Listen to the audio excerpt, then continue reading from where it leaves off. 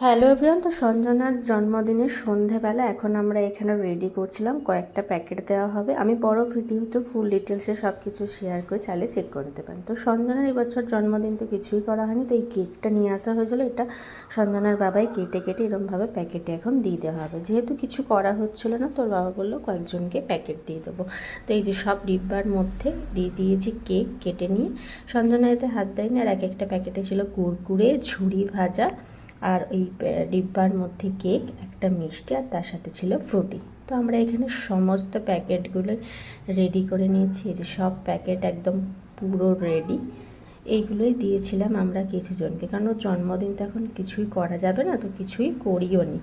তারপরে ওকে দিয়েছিলাম একটা ছোটো মতো পেস্ট্রি, রেড ভেলভেট, যেটা পেস্ট্রি এনে দিয়েছিলাম। তো একটা মোমবাতি দিয়েছিলাম এক লেখা, কিন্তু জ্বালিয়েও নি ওটা, তো ওটাই দিয়েছিলাম ওকে। ওখানে বসে বসে কয়েকটা ফটো তুলে নিলাম, আর লাস্টে ওইটা নিয়ে ঘাঁটছিল। বাই।